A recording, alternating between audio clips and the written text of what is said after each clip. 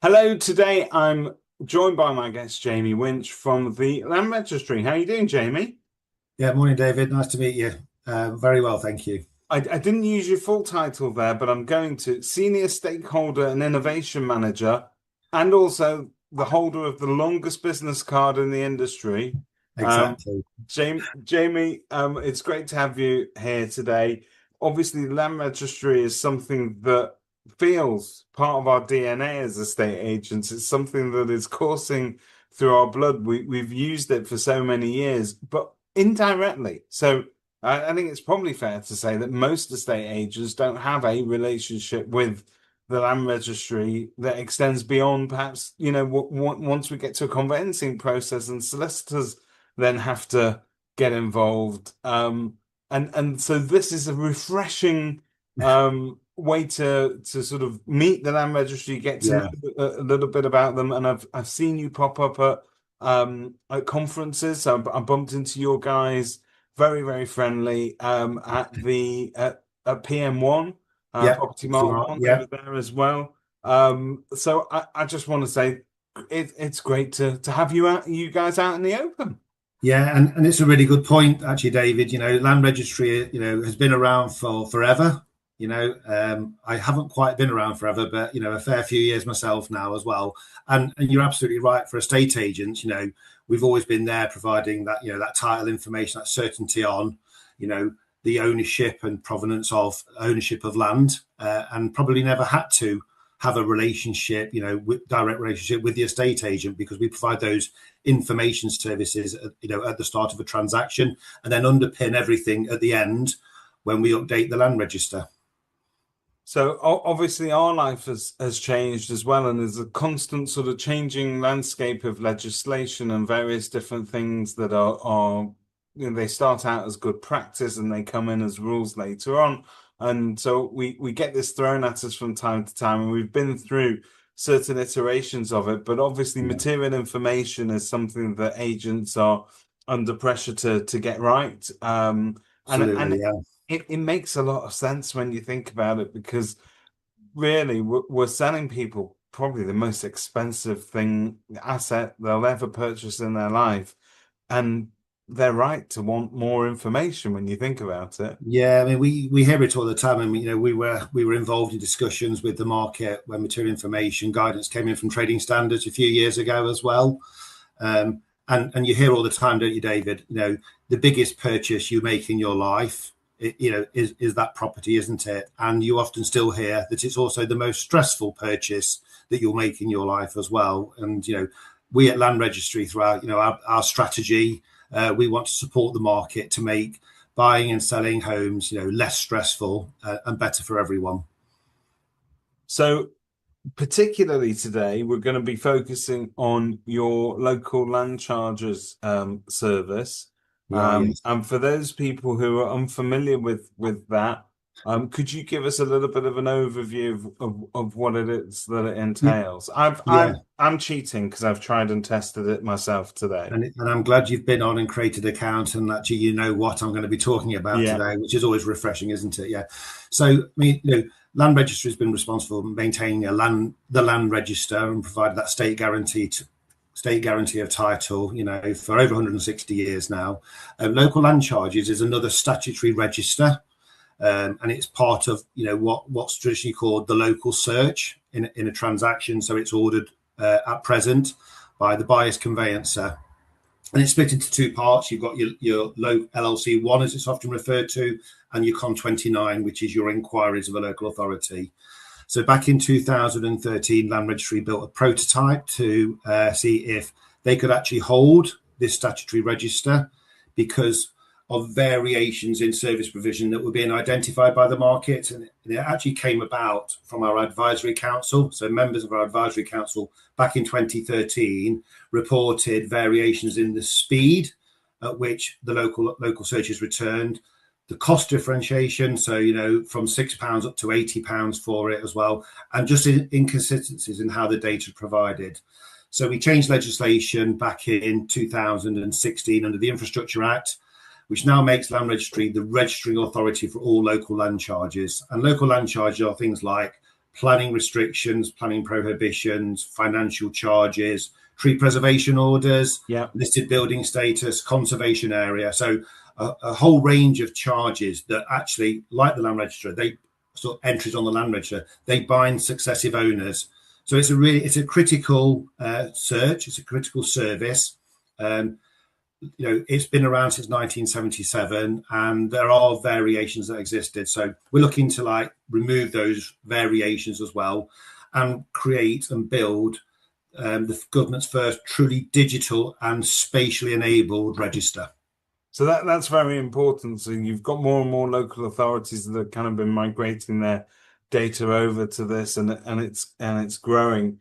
What struck me from using it myself was that it's quite easy to register. Took me sort of less than a minute to do that. I think I did what every estate agent does. You test it on your own house, right? Property first, So, yes. so if you So you're go obviously back in a migrated area, which is always good, isn't it? it's and it's great actually because all that information that will come up, and I guess what screamed at me is it's a great early warning signal, Yeah, isn't it? That if anything problematic is going to come up, you're at least kind of forewarned so that you can preempt it, you can discuss it with the yeah, client. And let's not forget, and I know that estate agents never do, sellers of properties, they are not everyday sellers. So they're not seasoned property yeah, professionals. And this is a new process for them. And to a great extent, it is up to us as agents to guide them through this process and provide them reassurance. I think it's a lot more reassuring to turn around to a seller and say, look, I've preemptively done these searches. This is what it's brought up. Can we discuss it or can we address it? I think I'd feel really assured. yeah. I mean, it's just really good practice, isn't it? And we know that traditionally this information has been locked in registers in, over 300 local authorities. And this is not to say that they didn't do a fantastic job in providing a service as well, but maybe through a lack of funding and investment traditionally as well, and being held disparately in physical form. We pick up microfiche, we pick up Kalamazoo files, paper card indexes. They are not sustainable to support digital conveyancing in the future, and it means you have to wait sometimes for that information to come back. So the way we design the service is on, like the gov.uk platform. So it passed all its assessments with the digital service to ensure that it's user friendly. And by centralizing it and holding it, in that digital format with it spatially enabled, it means you can surface that information, right at the start of a transaction. And in turn, that gives potential buyers or anyone who's having that first look at the property more certainty that they can proceed. And don't get me wrong, there are potentially, when we finish the program, and we'll talk numbers a bit later, I'm sure, there'll be 25 million digitally spatially enabled records available for anyone in a property transaction to view instantly, and again make that decision. Because we know what happens, don't we, David? We go and view a property, we fall in love with the property, don't we? Correct. And it becomes an emotional start thing. thinking about, do we want to buy this property, when actually we already have that emotional contract with it. Yeah, very, very true. And I think if we can, I think the aim of this in general is to help reduce nasty surprises. I mean, Yeah, this is always was going to be part and parcel of the work that solicitors end up doing. But with yeah, estate agents having access to these local land charges at the outset, so before it even goes on the yeah. market, we get to have an intelligent snapshot of really all the key points of information that could prevent us from selling the property easily. And I think, forewarned is forearmed on these things, isn't it? Yeah, massively. And going back to the service again, and I'm going to say it now, it's multi-award winning. It's also not easy. A lot of work goes in to actually transforming the data, and that's with the local authority. Because this is a notice register, it is still their data, but it gives you that early notification that, let's say, the property is a listed building, or there's a planning application that you want to understand more about. by having that early sight of this information through this service, you can go and make those inquiries at the start of the transaction rather than wait for traditionally, 13, 14, 15 days to wait for the information, or 2 months into the transaction when the searches are ordered and then it elicits something that raises an inquiry. If we can raise those inquiries up front, that has the potential to reduce the friction, sort of like downstream, as we often say as well. Yeah. I think every bit of innovation we end up making as an industry towards speeding up transactions ultimately does the same thing. Yeah. It gets a lot of the grunt work out of the way before we even get to the point where it becomes a problem. And I think that's what it's all about. This particular service, Jamie, it's live now. It is, yeah. And you're encouraging agents to sign up. And you're very much open to sort of feedback from their use of it as well. Yeah, very much so. So, the service actually went live in 2018 when Warwick was the first local authority to migrate. And typically, you're talking about 60,000 records that are all quality assured and transformed. And then it's a live service. So we have integrations into the local authority's back office systems. So new charges go on in a timely manner as well. And exactly why we're at events like Property Mark 1, and other agent events as well, because again, with home buying and selling reforms announced recently as well, and probably a drive towards more upfront information or material information as well, this service is already here. So we've got 158 local authorities, with around about 330 in total already live on the register. And there are sort of like large swathes of the country that are fully migrated now. So the likes of, whole of North Yorkshire, the majority of West Yorkshire through into Lincolnshire and the Northwest. So we're about halfway, with regards to like the number of local authorities. There's still some complex authorities, local reorganisation creates not necessarily difficulties in how the service lands, but if you are maintaining 6 registers, an authority becomes 1 authority. You have to do all that work as well. But, with 158 local authorities now that you can search, and you can now, get this information on day one. So we would obviously naturally encourage agents to start using this. And the beauty of this bit, the free personal search, it's free at the point of access. So you can conduct your search. You can search by title number. You can search by address, or you can do a map search as well. What you can't do, you can't put a polygon around the whole of the borough of Rushcliffe and get every single charge for Rushcliffe. So it is limited by numbers, but but the real sort of strength in it is it's available on day one for anyone to use, whether you are on a tablet, or a desktop back at your office as well.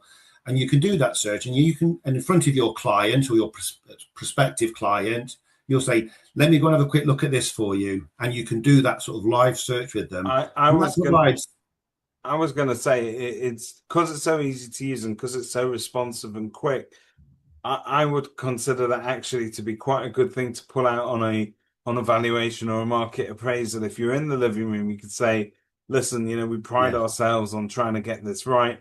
Let's bring up the data for this." I think that's quite impressive to prospective. Yeah, I mean, the other example, the great one is like, you go and view a very, very nice mature property, and there's a beautiful oak tree in the back garden, and you'll say, "You don't worry about that. That is not subject to a tree preservation order." Or you could say, if you are really wedded to this property, that tree or that group of trees in the back garden, they are protected, so you would need permission to do any work to them, etc. And it just sort of adds that real value, doesn't it, in what the agent is offering the purchaser. And also for sellers, like that, again, you're giving people more certainty. When you're selling this property, you're going to have to make prospective purchasers aware, right, of the fact that the property is in a conservation area, or there is a financial charge attached to this property as well. So if you're an agent looking at this, what would you say, Jamie, in summary, are the sort of 3 main USPs that make this something that you're going to really integrate as part of your processes? Yeah, and thinking about this quickly, I think I'm going to be greedy and say there's 4 things really. Okay, right, but then I'll come back to 3. Right. So the information, the service means that this information, this important information that's going to inform your decision, is findable. So it's there. It's on a gov.uk service, right? So it's findable. It's accessible. We are not locking this away. This isn't difficult to find. It's there on day one. It's also interoperable. So again, the agent, once they've searched this register and found this information can be passed on. It can be passed on to brokers. It can be passed on to the conveyancer, to say, we found this as well. This will come up in the search, because the local search down there, and it's reusable, So again, the agents search once, okay. They might want to just do some investigation about the patch that they work on, to find out all the conservation areas, to find out all the properties that are listed buildings, to find out, where there's a Section 106 agreement on a new development as well. Yeah, very useful. It's findable, accessible, interoperable, and reusable. But the main benefit, it's there, it's free, and it's spatially enabled. Well, I was about to ask you what it costs, but yeah, it's free. But if you need an official copy, and you need to sort of forward that on, sometimes we do need those. Those are very cost effective as well. I think they're about sort of £15 from memory. Yeah, so the legislation requires us to make the service available via an official search. So you would do that through our professional channels, so our business e-services. We have 2 channels: Business Gateway and Portal. You can order a paid for a £15 official search. The main difference is you get that sort of certificate, that PDF back and everything, with the charge extent shown in relation to your search extent. But also, you get that free, and it's the same information, and both searches are still guaranteed. We guarantee the data.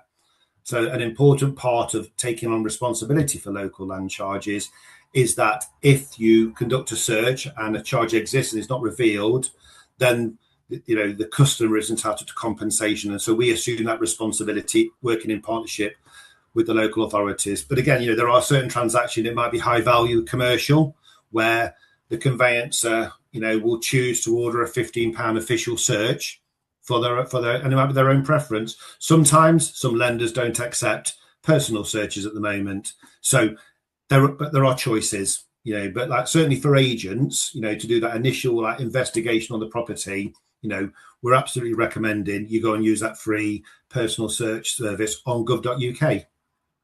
So it's going to save time. It's going to prevent fall throughs, I think, and it will give us a better quality of conversation that we're having with buyers and also sellers even before we bring it to the market. I think it's a really good way of the agent demonstrating their local knowledge as well. And I don't think it gets more professional than the land registry, really, when you're relying on, when you're quoting something in front of a prospective customer. So it's interesting all these improvements are being made, and obviously there's a great national effort to make the house buying and selling process easier. I think I think ultimately it delivers an excellent customer experience as well. So something that we're all working hard to improve. What is next for the land registry in this space? Where are we going next? Yeah, it's a really, really good question, David. And our priority has to be to finish the register. It would be remiss of us to finish on 158, and not complete this. And that's our number one priority. So, I have innovation in my job title. We've been working with lenders and some prop tech companies that have come out of our Geovation Hub, which is an incubator we share with Ordnance Survey, where we've been testing API access into this information. So you can actually call for this information en masse, so we can upscale. So we've done a lot of work with Nationwide, because they'd like to bring this information into their decision in principle process. So it brings it forward from the search currently right up to the lender doing a DIP. So we've been testing there. So with 158 on the register, our priority is to finish the service and complete it. So we have those 25 million records as well. And our ambition is to complete the program in 2028. So as well as working with the market on this and other users of the data, so bringing it into state agents. And like you said, we would absolutely welcome feedback, because we want to determine actually and see those cases where someone has made a decision up front whether to proceed or not to proceed based on that early sight of that information. So that's key for us. Beyond that, we want to continue to work with the market. As I said right up the front as well, we want to play our part in making home buying and selling a less stressful process as well. We know there are other data sets, within the home buying and selling process where we see friction as well. So we have just completed a pilot with our sponsoring department, MHCLG, which was looking at the potential benefits of surfacing building control and highways information earlier in the process. And that's not necessarily taking those into land registry in the same style as local land charges, but it's actually saying if the local authority, if it had that data in a digital format, could it be surfaced as part of that local search quicker or ordered earlier? And the real key finding in that work was the earlier you order the searches, the quicker you get the information back and the quicker you can raise those subsequent inquiries. Yeah. So, our focus at Land Registry is finishing local land charges, working with the market, whether it be the digital property market steering group or any other projects or pilots that are, forthcoming.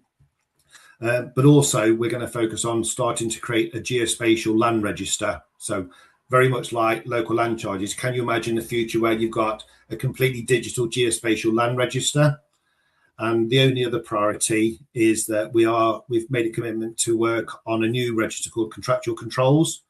So Again, this is where we're surfacing information about option agreements for sort of like developers as well, to support government's ambition to build more homes as well. So we've got a lot on, but you have got a lot priority is supporting. And it's just great though to see the progress, because it's come on leaps and bounds. Anything, if you would sort of go back in time, sort of 10, 15 years ago, if you visited conveyancers, you'd see that on there. I don't know if you've ever been in a conveyancer's office. I have many. But they have stacks and stacks of paper files, and very often in those paper files were these very antiquated sort of deeds and leases and all sorts of bits of information, which you now have kind of consolidated. It's all on a register, and it's accessible. And it's a massive undertaking, because it's in some cases hundreds or thousands of years history condensed into a digital file. Yeah, and the key for it's a really important point you've raised there. When we built local land charges, we built it with customers, with conveyancers, with search companies, with local authorities. And that's where you get real benefit, because when you build it with your end users, they understand the pain points, they understand the impact of not having this information. So we're absolutely committed. Land Registry wants to put customers at the heart of all of the work we do as well, and that's our traditional customers, conveyancers, lawyers, solicitors, but also agents, the rest of the market, and then we know we play a central part in that. The one thing I would finish on as well is the work we've done here, and I always use Team Sky and cycling, marginal gains. Yes. One, local land charges will not solve or improve conveyancing wholesale, but if we all make small incremental improvements to our bits, the bits we can control, I do believe we can get there. That is awesome advice. It's also scientifically tested. The British cycling team are an embodiment of that, the amount that they've won and achieved over the years. And I think it's the same with all our businesses and all our practices. If we can just tighten up 1% here and there, it aggregates, doesn't it? It Absolutely, makes a great deal of difference over time. Jamie, it's been fascinating getting to know you guys, and thank you very much for taking the time to speak to us today. We will be checking back in with you in the future. We're also going to be trying to encourage agents to sign up to this, test it, get their feedback. Maybe we'll have another chat after that. So thank you. Sounds like a plan, David. Great to meet you.